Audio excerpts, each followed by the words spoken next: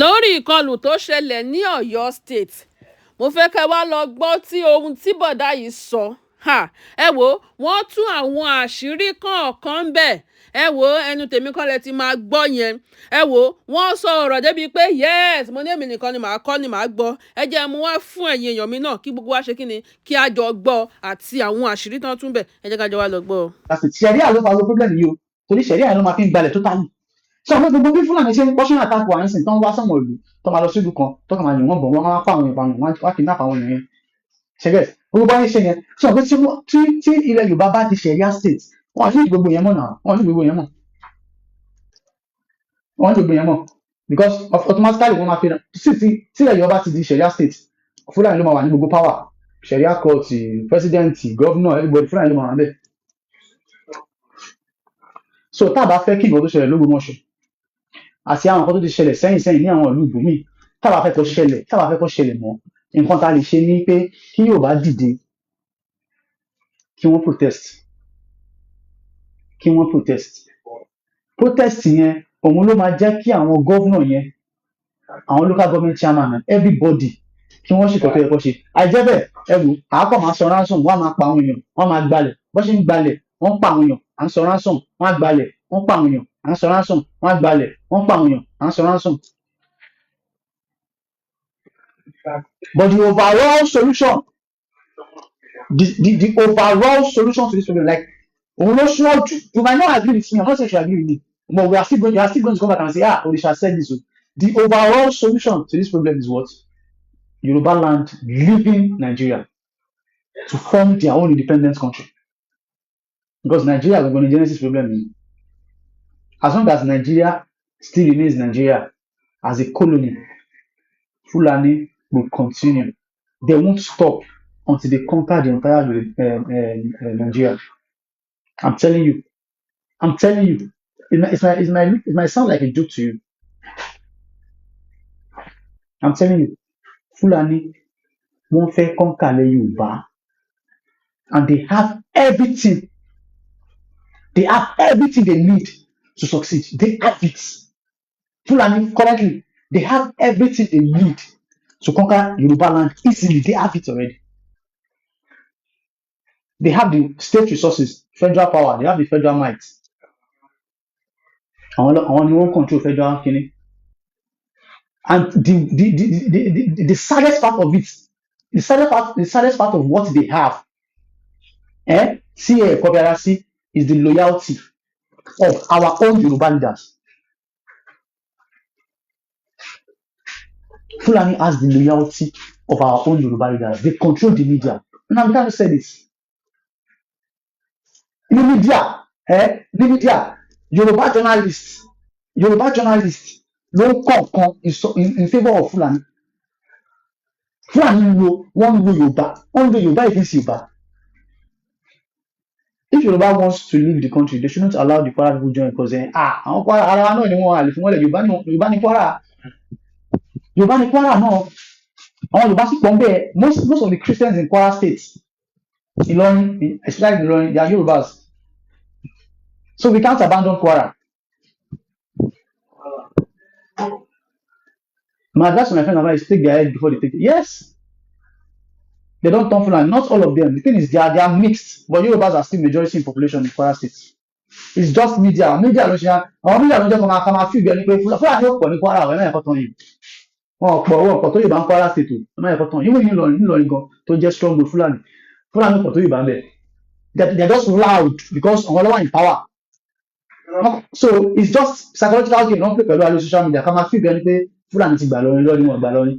Yorùbá ló ṣe pọ̀ ní Kwara ní Ìlọrin. Forget. So if Yoruba should leave Nigeria today, forget. Kwara will follow us. Imam of Ogbomoso and all those who bought Gumi to Ibadan should be held responsible for this. Yeah, it's kind of sharp.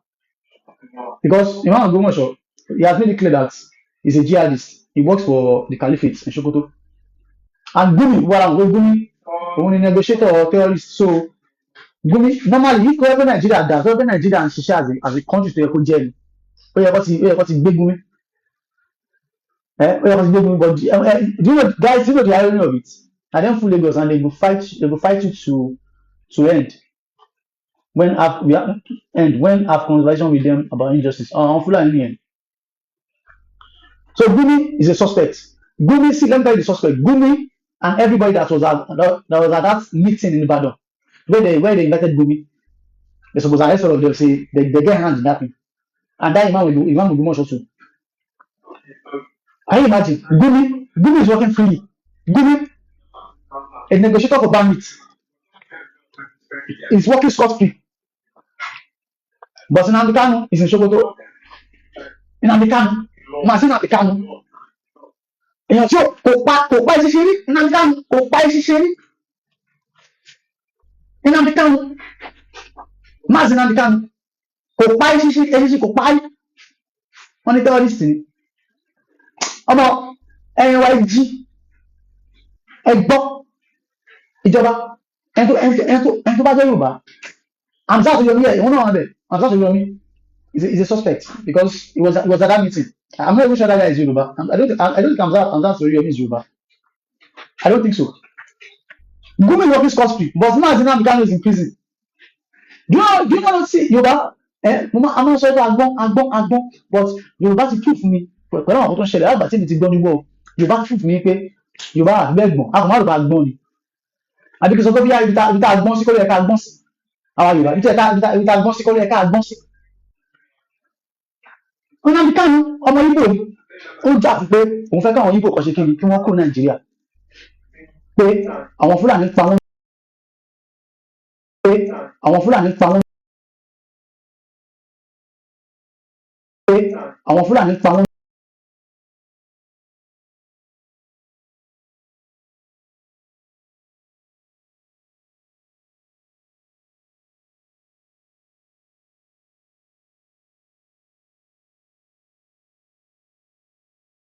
Gbọ́ ta ló ń pè ní táyà báyìí wọ́n pè ní náà ṣẹ́ṣọ́ àpẹẹrẹ mi Nnamdi Kanu I'm not sure if it's Yorùbá lẹ́gbẹ̀rẹ̀ ṣáàṣì Yorùbá ronú ọ̀pá Yorùbá ronú kọ̀ọ̀kan ṣẹ́ni nínú Yorùbá ronú tí wọ́n pa up and down yẹn.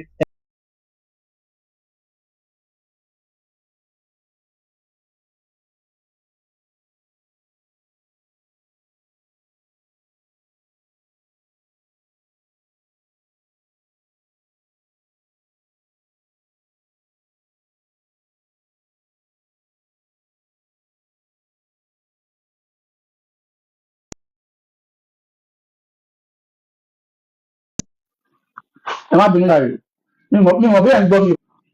Lẹ́gbẹ̀rẹ̀ ṣáàṣì Yorùbá ronú up and down Yorùbá ronú tí wọ́n pariwo gbà yẹn pápátá it's all because of Tinubu. Yorùbá ronú kẹ́ ẹ̀ dìbò fún Tinubu ló ń sọ I don't know whether ìrànlẹ́ yẹn mi o. Yorùbá ronú tó ń sọ Yorùbá ronú Yorùbá it's all because of Tinubu. What they are simply telling is that Yorùbá ronú má dìbò fún Igbo dìbò fún Tinubu. Yorùbá ronú má dìbò fún Peter Obi dìbò fún Tinubu. So all the Yoruba noise then was all political propaganda to make sure Tinubu enter. So I did a video on Elrufai, former governor of Kaduna State, where he openly confessed that during Tinubu's tenure, during Tinubu's presidential campaign, one of the strategies, guys, listen up, one of the strategies the Fulanis used in helping Tinubu to win the election was what? Tribal propaganda. Fulani, as I play politics, die. Fulani, all politics play be those play with Fulani, they are smart when it comes to politics. They might not have the brain to develop a land. Fulani, kí ló yẹ kó advance kò lè advance because ṣẹlẹ̀ àlọ́ fi ń root anyway ṣẹlẹ̀ àbálẹ̀ tí fi tó bá ti ń root ibẹ̀ yẹn máa regress ni but when it comes to play politics Fulani sabi no worry. So all that Yoruba Ronu that you guys were all saying during the election period where that Yoruba Ronu was like the foundation of how Yorubas and Igbos started fighting themselves on social media because of election. So the Igbos where they support Peter Obi and the Yorubas where they support Tinubu had a clash because of just that statement, Yoruba Ronu.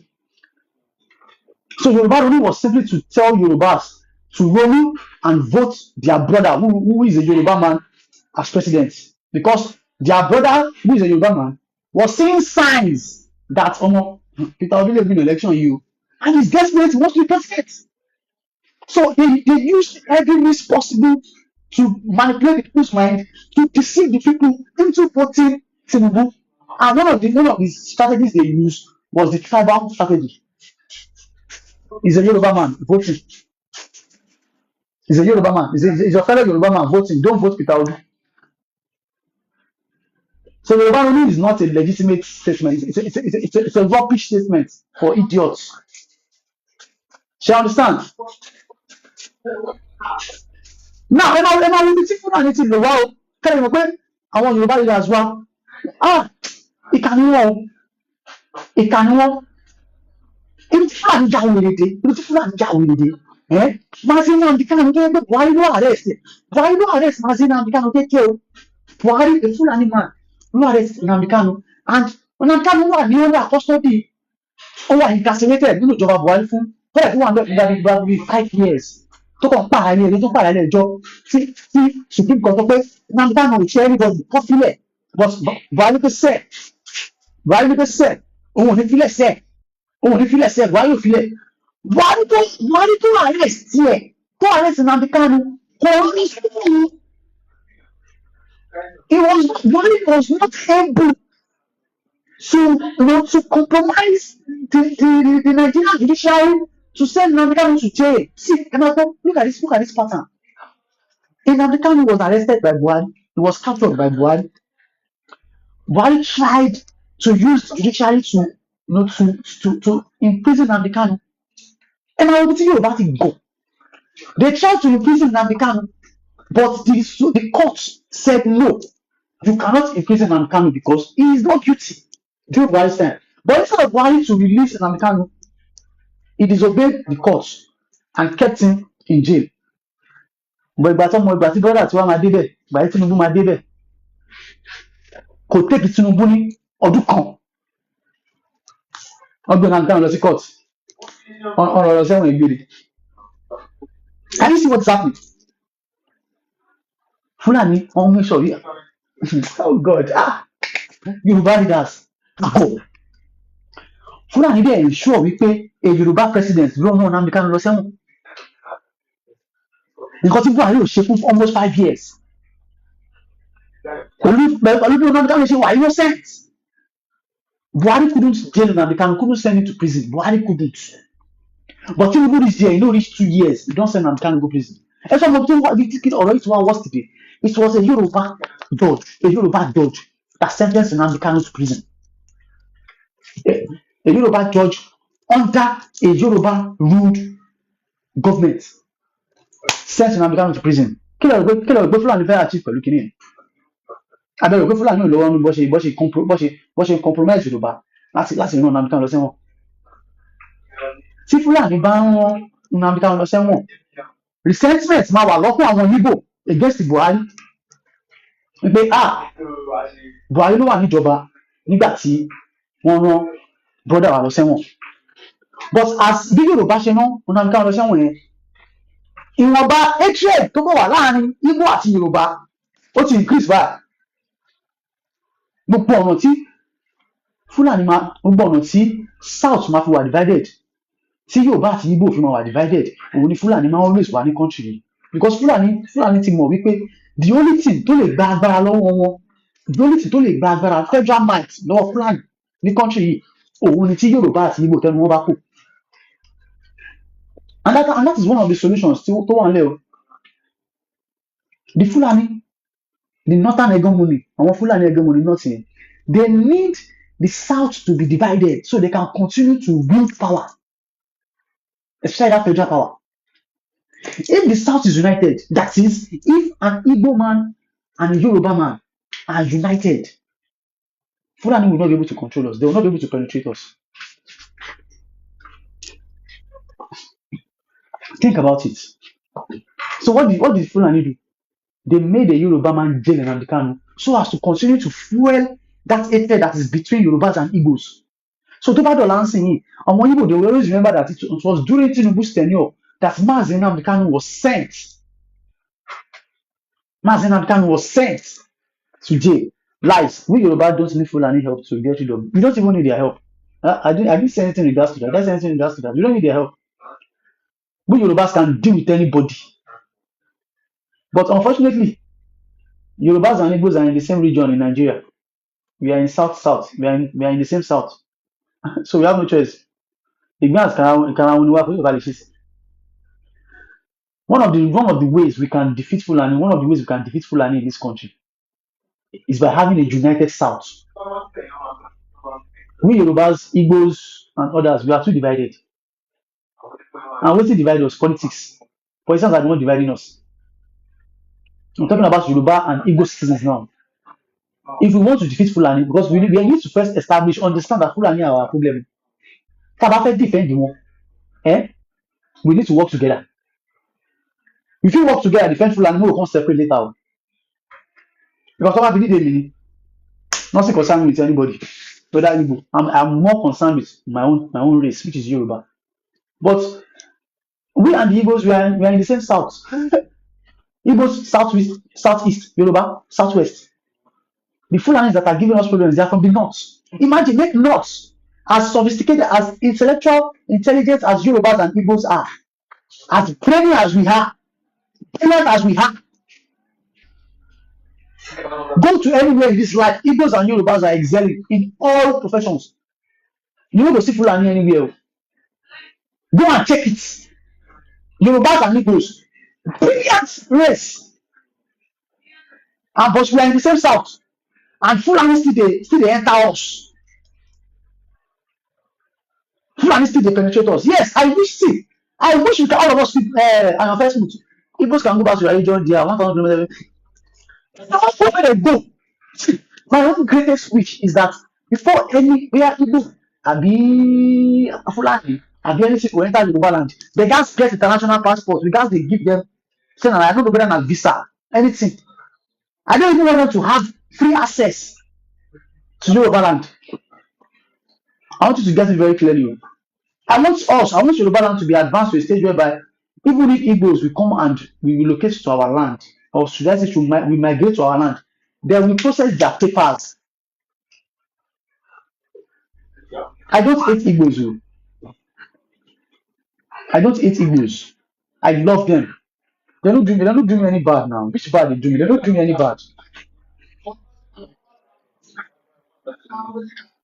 I don't you see that you see they play. We are not in the same region. Okay, one of I first to around my block lady. Think Yoruba first. Oh, and it did think Yoruba first. Say honestly, shout out mo think Yoruba last thing. Eh? I dey tell una say if una know if anytime pariwo Igbo is bad on social media, elenu ni you are all just political tools. You might not know, but you are just a political tool of bigotry. Tí ẹ bá lè wá sí real life, kẹ́ ẹ máa bá àwọn Igbo jà, coward ni gbogbo yín. Coward ni gbogbo yín.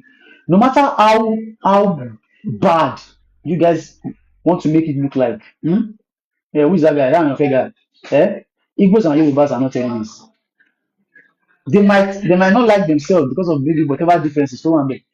But Igbos are not our enemy. Fulani, àwọn gbogbo ni common enemy wa. I want Yoruba land to go. I want Igbo people self to go back to their Biafra. I want it. I want it. I want us to have a border whereby before anybody, whether from the north or from the east, will come to Yoruba land, they will process their papers, pay taxes. We are not going to sell any of our lands to them, but they will rent their accommodations. I want it for Yoruba land. That's one way to preserve our land, to defend ourselves from expansionist races. Our race come to be expansionist naturally. But in this case of Nigeria, this Nigeria today, you can't convince me that Igbos are our problem. You can never convince me that you can never. There's nothing you want to say. There's no proof. There's no evidence that Igbos are our enemies. There's evidence. No, you go to your own page and go and focus on Igbos. Do you understand? Go to your page and go and start talking about how Igbos are bad. Fake medication, that's stupid. You must also do that. Are you mad? So yeah, Now go back to your page and say that. Yeah, I am not anti-Igbo. My page is not anti-Igbo. I don't preach it. I don't preach it. But Fulani on trade, I'm against them. Fake medication, you go on fake drugs. Are you whining yourself? Are you whining? Do you think only Igbos are in that fake drug business? You back from there. Fake products, fake drugs, scam, name it, name any criminal this thing. You back it yourself. What are you saying? You don't even get points. Politicians, they use you. They use you against yourself and you fall. Get out. To bá sọ̀rọ̀ jù máa block ẹ̀ dànù. Ráyè. So èèyàn lórí ọ̀rọ̀ nǹkan tí Fúlàní wá ṣe fún wa yìí, Islam ló ṣokùnfà problem yìí. Ìjọ́ tá a ti gba Islam wọlé láti gba Fúlàní láyè láti lè máa ṣe strategy bó ṣe máa wọnú wa. Islam ni genesis problem yìí. Nigeria as a colony, not a country. Nigeria as a colony is another root of this problem. Because in Nigeria, Fulani have been given the free will to attack any region. And when they attack, the Nigerian government will not fight them. They will rather negotiate with them. So because now, as Nigerian governments, they negotiate with terrorists. That is the Nigerian government telling you that they are not ready to protect you against terrorists. And the reason the Nigerian government cannot protect you against terrorists, those bandits, is simply because many of those people with the power, political power, they are Fulani, and they know of all those things that is happening. Secondly, Nigeria, Islam is number one problem because majority of us are Muslims. We are allowed Fulani people to strategize against us. Secondly, Nigeria as a colony is the problem. Thirdly, Yoruba betray Yoruba. Yoruba betray us. Our leaders are sellouts. Many people don't know Fulani is different from Hausa and their leaders. Yes, it took the Hausas maybe centuries before they realized that so these people are even Fulani. Fulani has already conquered the Hausas before they could remember that so these guys are Fulanis and this is their agenda. Ìdí tá a ṣe ń pariwo ń sìn nìyẹn pé Fulani pọ̀ láàrin wa o. Yoruba, if you're on this live and you're Yoruba, it is time for you to start identifying those people that are around you, especially those people that are speaking Yoruba. In everything you do as Yoruba, take the head of whoever takes your brothers or sisters. That is not what I'm sharing here. But if you try it in Nigeria, you'll be apprehended and you'll be jailed. You might even be fined for doing that. If you apprehend, see, let me tell you something. People are not to buy shame that ballet. To buy bẹ́yàn lọ́rùn. Tẹ́ bá mú Fúlàní yẹn, tẹ́yìn bá bẹ̀ lọ́rùn. Ìjọba wa mú wọ́n lè máa fìyà jẹ yín. So báyìí ti fẹ́ defend ara yín. So Yorubas, we need to wake up. We need to wake up and start, talking about things that matters.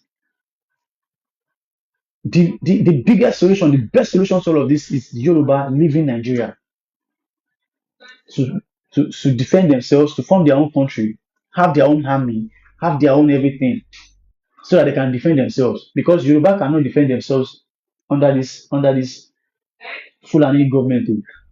Tinubu is just president. He's not the one ruling us.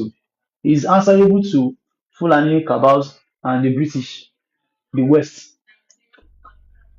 And the agenda is to Islamize Nigeria, yes. So what the Fulani wants to do is to expand. They just want to expand. That's all they want to do. Anywhere the Fulanis go to, they want to take the lands. So what I'm saying is wọ́n gbìyànjú láti gbalẹ̀ wa ní lọ́wọ́lọ́wọ́ báyìí. Wọ́n fẹ́ gbalẹ̀ ni. Wọ́n ṣe àtàkì community tó wà l'Ógbómọ̀ṣọ́ yẹn sìn. Ẹ máa rí pé tó bá máa padà sí community yẹn láàárọ̀ yàbí lọ́sàn-án yàbí anytime from now. Ní bá anybody bẹ́ẹ̀ mọ̀. Tí wọ́n máa padà sí community yẹn the next 2 years or 3 years. Àwọn Fulani ló máa bá ń bẹ̀. So àwọn bandits tó wá attack community yẹn l'Ógbómọ̀ṣọ́ wọ́n fẹ́ gbalẹ̀ ni. So èyí tí ìjọba Ọ̀yọ́ state tí wọ́n lọ bá wọn negotiate ó tún máa fún wọn bandits yẹn ní ìgboyà láti tún attack again. So this is not a joking matter. It is sad that in 2026 Fúlàní ń dá Yorùbá dùbúlẹ̀ wọ́n dẹ̀ ń dúnbọ̀ ẹ̀ wọ́n dúnbọ̀ ẹ̀ tọ̀ wọ́n tún gé ọrùn yẹn bọ́ lọ́rùn ẹ̀ good thing it can happen to anybody. bá ṣe wà yìí ẹ jẹ́ ká máa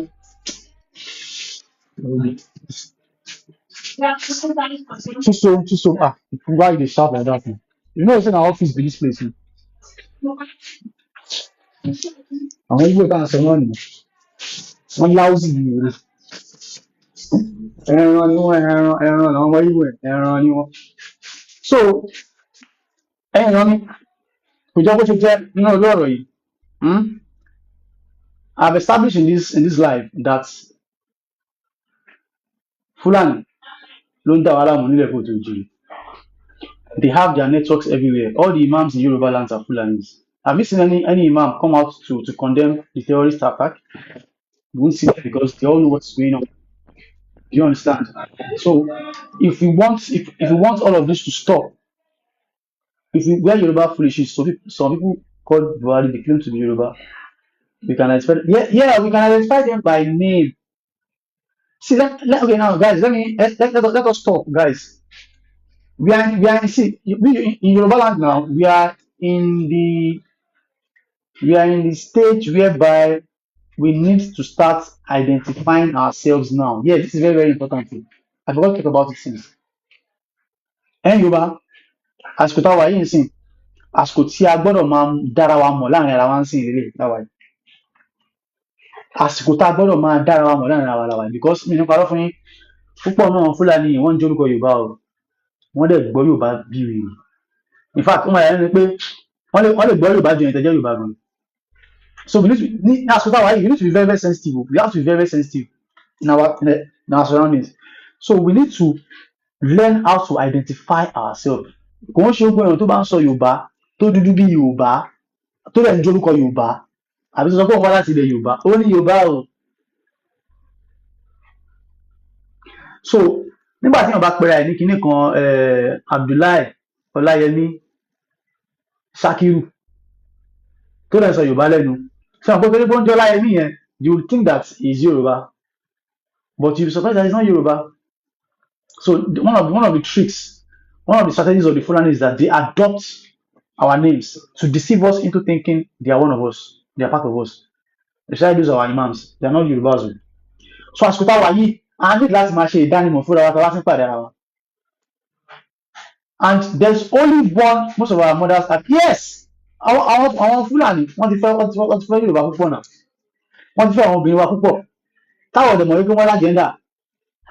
Gọ́tàwọn Fúlàní tó dẹ̀bi tàwọn obìnrin wa ní pé wọ́n ń jórúkọ Yorùbá wọ́n dẹ̀ tún sọ Yorùbá lẹ́nu. So Fúlàní ti fẹ́ púpọ̀ náà àwọn sisters wa o. Àwọn sisters wa wọ́n ti bímọ fún Fúlàní tí wọ́n mọ̀ wọ́n ti bímọ fún Fúlàní. Ìṣáyẹ̀ àwọn Yorùbá wọn afá tó wá láti Ìlọrin yẹn àbáwọn ọmọ tó wá láti Ìlọrin yẹn ẹ wò ní ìsọ̀kọ́ bí ẹ bá rí ẹni ọkùnrin tó bá lù wá láti Ìlọrin tó jẹ́ Mùsùlùmí tó dẹ̀ ń jórúkọ Yorùbá. Ẹ má yẹ kó fẹ́ sister yín o ẹ má yẹ kó fẹ́ gbọ́n ní obìnrin o. I'm telling you, the matter now, they are over 40 years. Ó jẹ́ pé àwọn people wọ́n ti penetrate wa gan, wọ́n kàn fi àwọn obìnrin wa lọ ni. So àwọn ọmọ táwọn obìnrin wa ń bí fún wọn yẹn, àwọn ọmọ yẹn lọ́ fi ń jà lé nìyẹn. So tẹ́ bá rí anybody tó bá ní Yorùbá lòun pé pẹ́pẹ́ sí Yorùbá lòun òun fẹ́ kíní kan, òun wá láti Ṣakí, àbó òun wá láti Ṣẹ̀yìn, àbó òun wá láti Ọ̀ṣun Òṣogbo, àbó òun wá láti Kwara yìí lọ. Ẹ ṣèwádìí nípa ẹ̀ o. Gẹ́gẹ́ bá ṣe sọ lọ, ọ̀nà tá a lè fi dára wa mọ̀ nílẹ̀ Yorùbá lọ́wọ́ ta wà yẹn sìn. Ọ̀nà tá a lè dára wa mọ̀ orúkọ òtó láti fi dára wa mọ̀ Fúlàní sì ń jẹ́ orúkọ Yorùbá.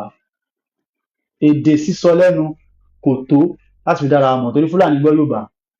Ẹ ṣáà ti gbọ́ pé oníkìjìpá greed for money is happy. Yes, greed. Ẹ ṣáà ti gbọ́ oníkìjìpá Fúlàní ni bò ó gbọ́ Yorùbá. Ìmáàmù Ọ̀fà Fúlàní ni bò ó gbọ́ Yorùbá. Even Sùlùgàbàrí tó jẹ́ Ẹ̀mí Ìlọrin Fúlàní ni ó dẹ̀ gbọ́ Yorùbá dáadáa. You understand? So èdè sísọ lẹ́nu kò tó láti lè identify èèyàn tí ò ń ṣe Yorùbá mọ́. Orúkọ ò tó láti lè fi identify èèyàn tí ò ń ṣe Yorùbá mọ́. Nǹkan tí a lè fi dára wa mọ̀ nísìnyí ṣẹ́fẹ́ gbọ́. Ta ló lè sọ fún mi kí lẹ fi pé nǹkan tó bá lè fi dára wa mọ̀ pé yóò bá pọ́nbélé nìyí. Ta ló lè sọ fún mi nínú comment section? Ta ló lè sọ fún mi nínú comment section? Nǹkan ta lè fi dára wa mọ̀ táwọn pé yes I'm Yorùbá pure Yorùbá. Kí lẹ lè fi dẹ́nu pé lóòótọ́ Yorùbá ni oríkì. Náà oríkì kọ̀ àwọn Fúlàní náà ń jẹ́ oríkì wọ́n jẹ́ Àbẹ̀kẹ́ wọ́n jẹ́ Àjọkẹ́ Fúlàní náà ń jẹ́ bẹ́ẹ̀. action ìṣẹ̀ṣe yes ìṣẹ̀ṣe tẹ bá sọ pé ìṣẹ̀ṣe bàbá mi Ìdòwú Gàfà tẹ bá ní ìṣẹ̀ṣe kí lẹ nígbà ìṣẹ̀ṣe wà lára ẹ̀ lóòótọ́ but kí lẹ ní oríkì àti orúkọ ìdílé yes orúkọ ìdílé yes orúkọ ìdílé yes àwọn èèyàn jì tell them to start their oríkì yes you guys are correct yes ẹ ti get it so oríkì orúkọ agboolé orúkọ ìdílé àwọn Fúlàní púpọ̀ ń jẹ́ Adéyẹmí ẹ máa rí Fúlàní tó ń jẹ́ Ọláyẹmí Adéyẹmí Ṣẹ́gun Fúnkẹ́ ọkọ̀ tó ń jẹ́ bẹ́ẹ̀ lẹ́wọ̀n Fúlàní yẹn bọ̀ oríkì ìdílé orúkọ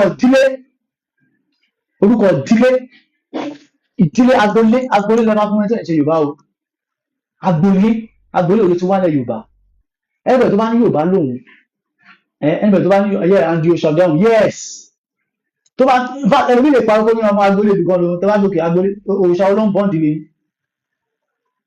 do you understand guys òrìṣà wo ni wọ́n ń bọ nídìílé yìí so òrìṣà la lè fi mú ẹni tó jẹ́ Yorùbá òrìṣà dílé oríkì dílé òrìṣà dílé la lè fi dá Yorùbá mọ̀ tẹ́ bá rí ẹni ọmọ Yorùbá kan agaga ọmọ Yorùbá tẹ́ bá rí pé ilé ìwòsàn Yorùbá lẹ́nu ó lè ní defend Islam ó ní defend ànábì ó ń ṣe nìkan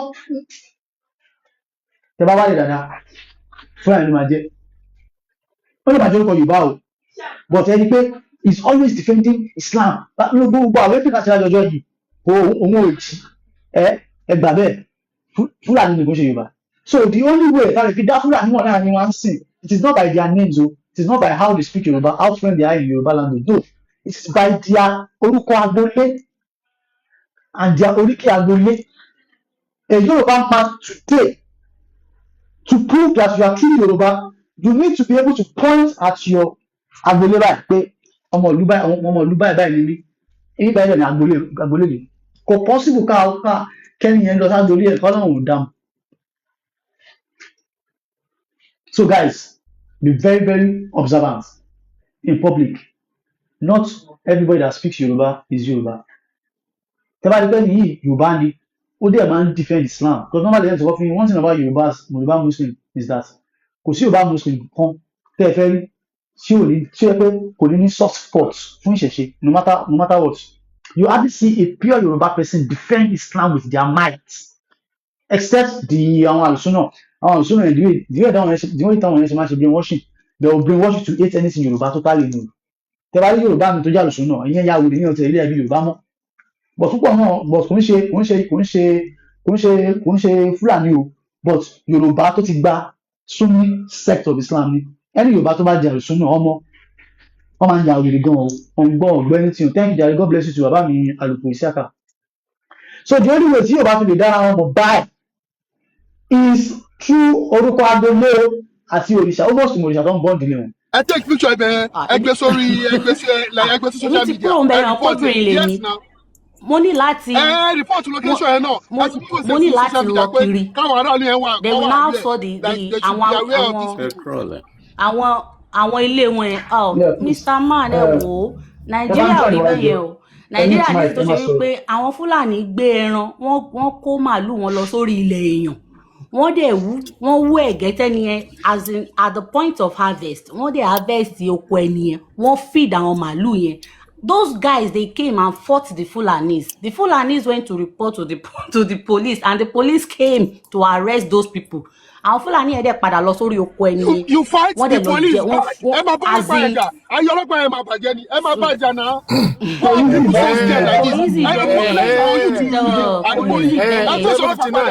kò easy bẹ́ẹ̀ anger is every day just wà lẹ́lẹ̀.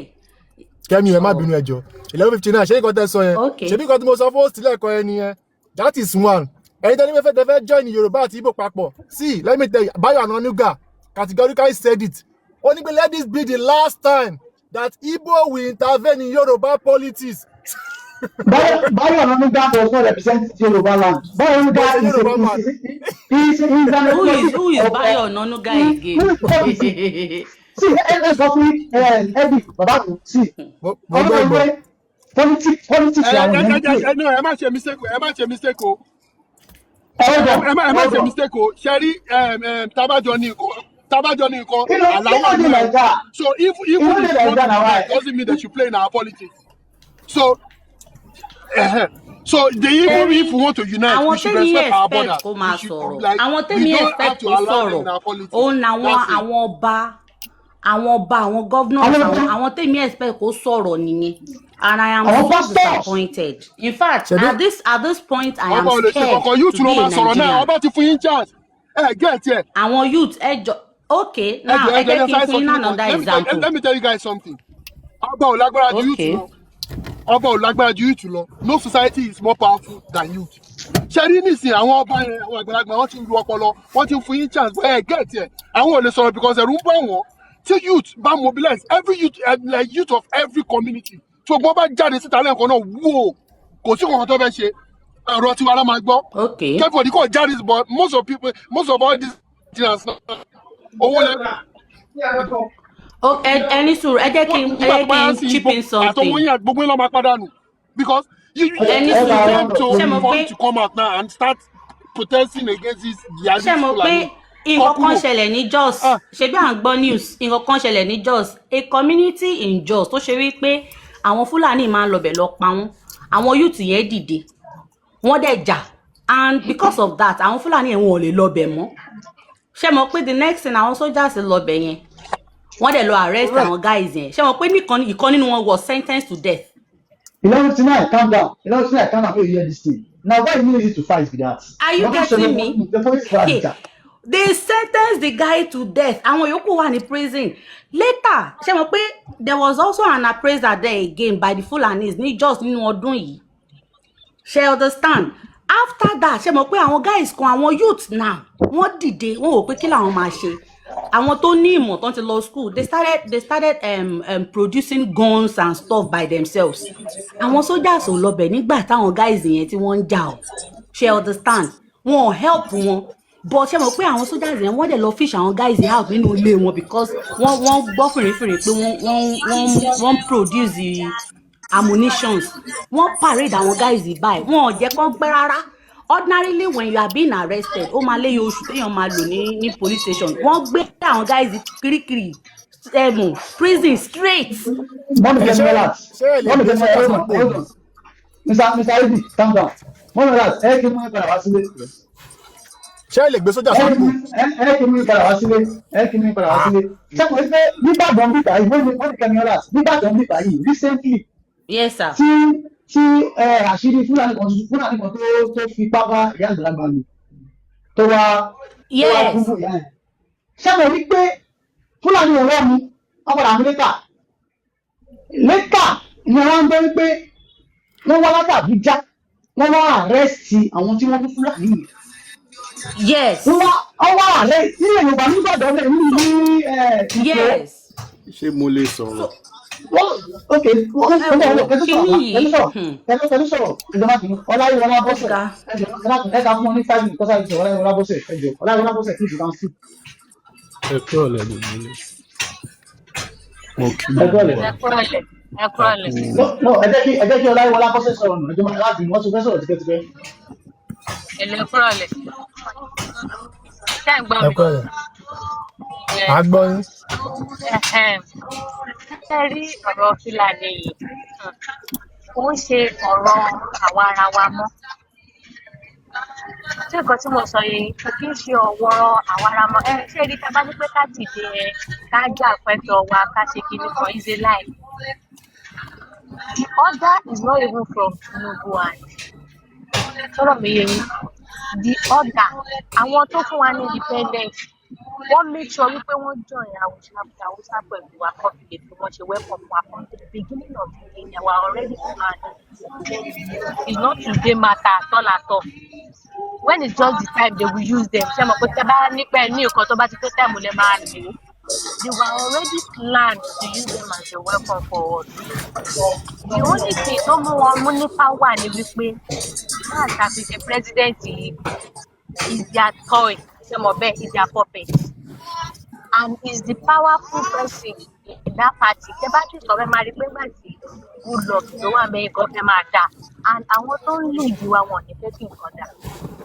Ìyẹn àwọn ìbò tó fún wa ní ìdí tó láwọn fún wa ní independence. wọn ò ní fẹ́ kí nǹkan dà àtọ́làtọ̀ wọn á fẹ́ kí nǹkan bàjẹ́ ká lè wà sọ́run yẹn ká tún lè máa ṣe bí ẹrú fún wọn lọ́run yẹn that is the thing wọ́n fi lè máa rí rìsọ́ọ̀sì wa kó ẹ má bínú pọ́rọ̀ mi ń pọ̀ o so torí ẹ̀ ni wọ́n ṣe raise wọn ọ̀pọ̀ ìgbà tí gbogbo lọ tí wà bẹ́yẹn tí wọ́n ní Boko Haram ti kékeré it is not Nigerian government that is giving them the weapon. The weapon was imported and released to Nigerian government. And Nigerian government we hand over to code àti àwọn Fúlàní àwọn Boko Haram.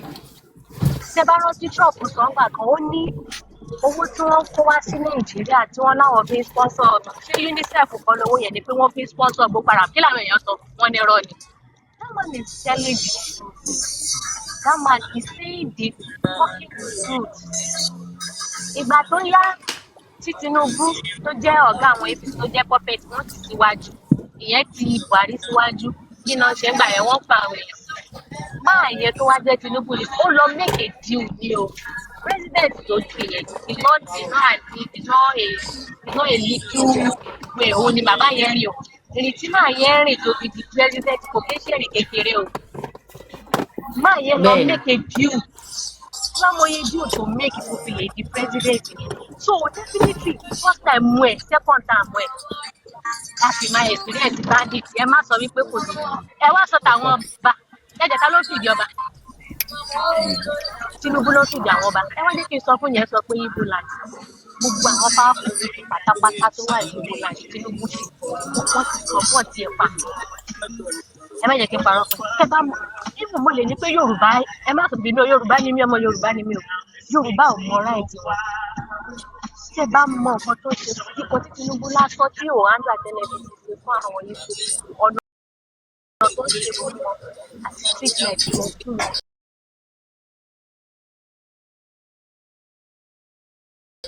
like ẹ máa wá shock gbogbo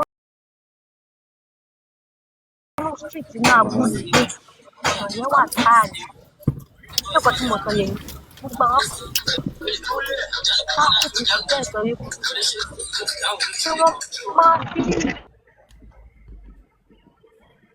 lò fún propaganda wọ́n ti mọ̀ pé táwọn bá sọ yẹn kí nǹkan máa dàrú fún àwọn tí wọ́n kankan wọ́n máa ń lò it's like a weapon wọ́n ṣe ń lo Christianity àti Muslim as a weapon fún adoni yìí òun ni wọ́n lo ìyẹn náà as a weapon that weapon was already created àwọn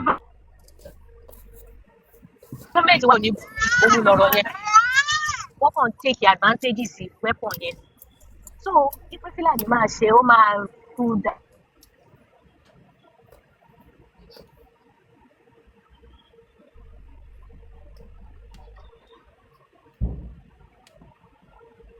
This is not an and this one is going to use another 4 years.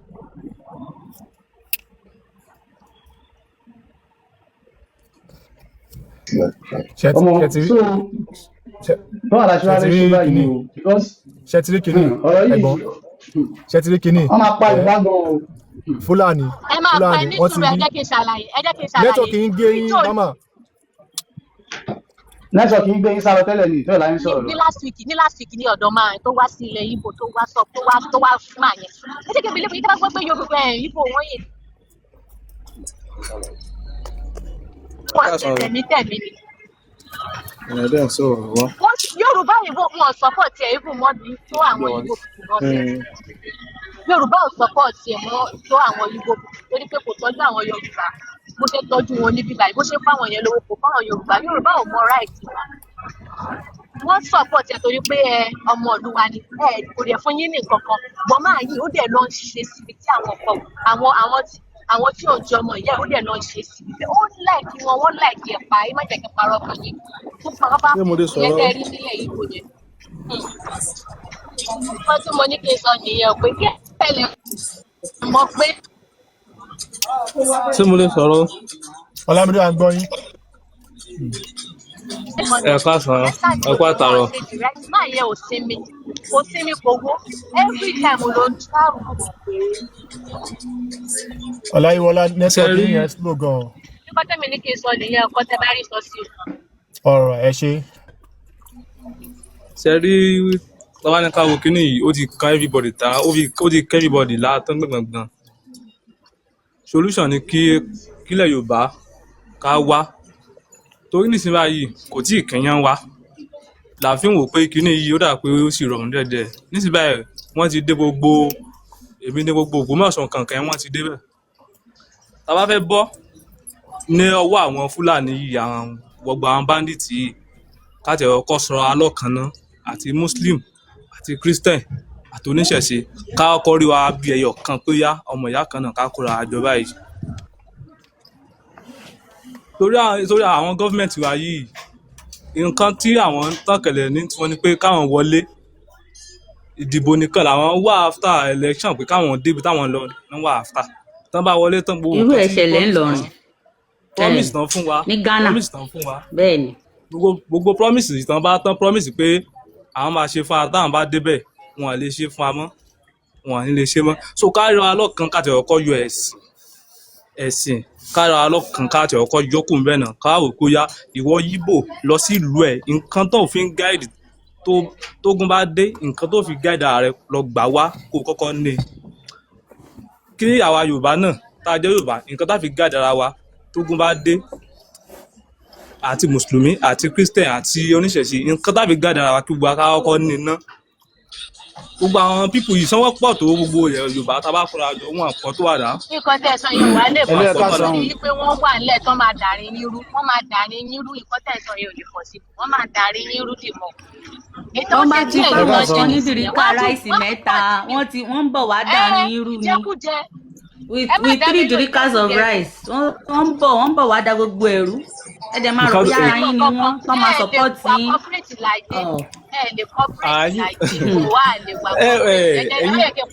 àwọn yẹn ló àwọn lọ fún wọn ní feedback but nǹkan tèmi mọ̀ ni wípé tó bá dórí Yorùbá ní tó bá dojú ṣúṣú wàhálà ìfura àlà. ó ti dojú ṣúṣú báyìí ṣe rí kò tí ì débẹ̀ ìgà bá ti ń jábọ́ kò tí ì débẹ̀ ṣe mọ̀ pé something like this. ti rí ohun tí a mú wá fún wa lénìí ẹ bá wa like ẹ bá wa share ẹ bá wa subscribe sí orí Òjíṣẹ́ TV ẹ bá wa tẹ notification bell sígbà tá a bá tún mú àwọn àkọ̀tun wá fún wa ẹ̀yin lẹ́ọ̀kọ̀ọ̀kan máa rí títí di ìgbà tá ò tún máa pàdé lórí Òjíṣẹ́ TV ó dàbọ̀.